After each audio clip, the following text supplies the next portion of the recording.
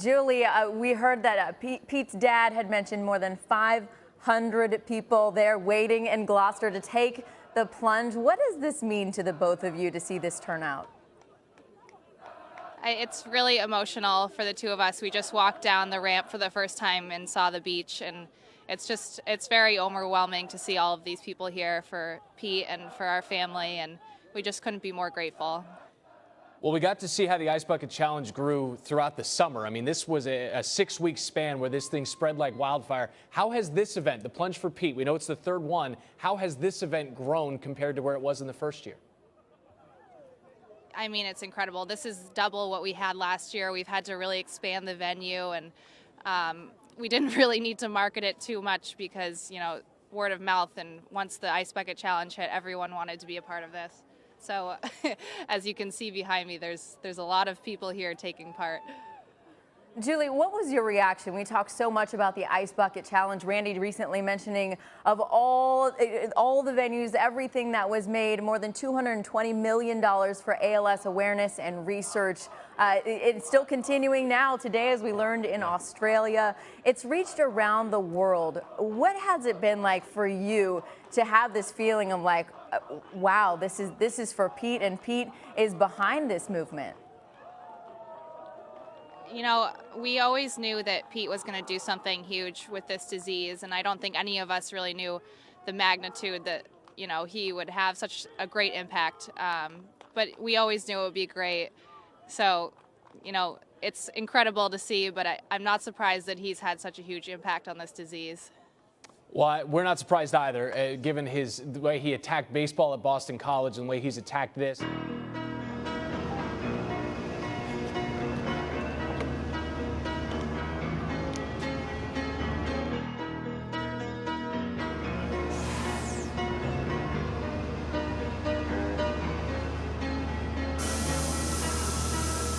Just a small town girl, living in a lonely world.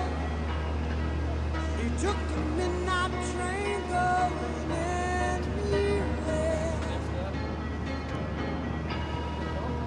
Just a city boy, born and raised in South Detroit. He took the midnight train going anywhere.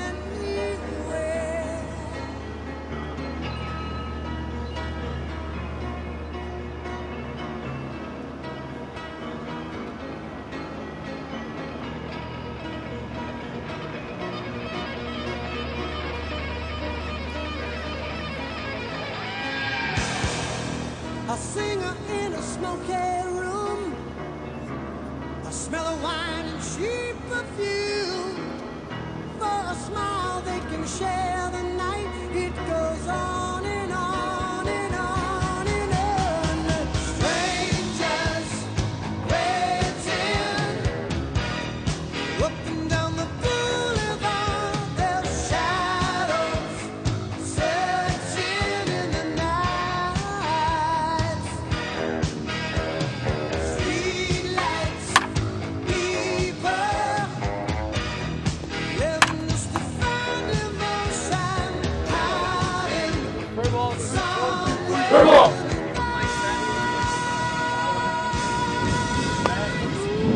We're gonna have fun with it, we're gonna enjoy it, we're gonna represent the program the right way, and we're gonna continue to do what we've been doing these last couple days, is just play the game, boys. Regardless of who we're playing, just play the game. Alright? I hope we come out of here with a W this year. Good afternoon, ladies and gentlemen, boys and girls. Welcome to beautiful JetBlue Park at Fenway South, the spring training home of your Boston Red Sox. Today's second game of our traditional doubleheader is against the visiting Eagles of Boston College, and we'll meet them in just a moment. Ladies and gentlemen, as so many of you know, today is more than an exhibition game between the Red Sox and the Boston College baseball team. It's an opportunity for us to salute a hero and a family who have had a most dramatic effect on the world. In the baseball beanpot at Fenway Park in April of 2006, big, strong, healthy Pete Frates launched a magnificent home run over the fence in right field and into the bullpen for his beloved Boston College Eagles. Then, in this annual game right here at spring training, he batted against his Red Sox heroes. And then he faced the most wicked curveball of his life, a diagnosis of amyotrophic lateral sclerosis, ALS, or Lou Gehrig's disease. Knowing there was no cure, Pete Frates continued to live his life and has made an impact that some who live 100 years never achieved. He continued to love his remarkable Julie, whom he married, and they welcomed into the world beautiful little Lucy. And while continuing to love as he has lived, he took us all along on his dramatic ride. He kept us posted on social media to heighten our awareness of ALS and the need for research. And then something magical happened. Our Boston friend, this extended member of the Red Sox family, helped ignite a worldwide phenomenon this past year. Suddenly, the Ice Bucket Challenge was being met and advanced by sports figures, Hollywood stars, and the elected officials of our great country. It went abroad, and it raised awareness like never before. And at its climax, there on the field at Fenway Park, Red Sox manager John Farrell, flanked by some of your favorite Sox players, doused Pete Frates on the very field where he had enjoyed heroics just 8 years earlier, soon after the entire Red Sox team was soaking wet. And even Derek Jeter, who had participated so dramatically just a few weeks earlier, and who had cited Pete Frates by name as he did, took time at the final game of his career to thank the man who had hit the biggest grand slam of his life. Pete had wanted to be here today, and we know that he's watching, and we hope he can take pride in seeing his two favorite teams, all wearing number 3 and all bearing his name. It is now our honor to welcome his family, who is here on his behalf this afternoon. Won't you please welcome Pete's father, John, his mother, Nancy, his beautiful bride, Julie, and their fabulous daughter, little Lucy, as we ask the Frates family to present the game ball to manager John Farrell, joined by Boston College coach Mike Gambino, just as Pete has done in the past. To the Frates family, all of us with Boston College and all of us with the Boston Red Sox admire your courage, admire your contributions, and admire how steadfastly you all have continued to live. Your impact on the world is enormous, and we thank you.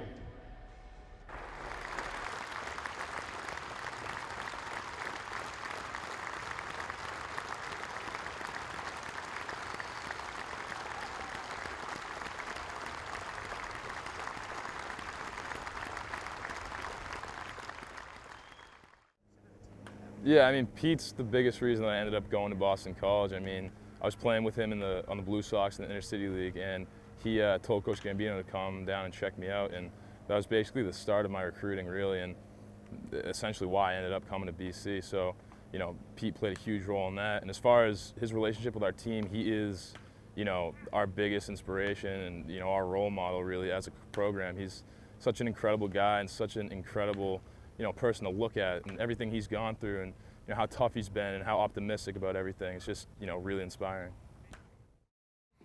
Yeah, it's awesome. I mean, Pete means so much. From meeting Pete my freshman fall, before anything really was known or anything kicked in, to see him now, it's pretty amazing how he's able to stay so positive and have such a positive effect on all of us. And it's pretty amazing how he's affecting not only our community but baseball and, you know, the ALS community and just everyone who's been touched by the Ice Bucket Challenge or just anything Pete's gotten out there. It's pretty incredible.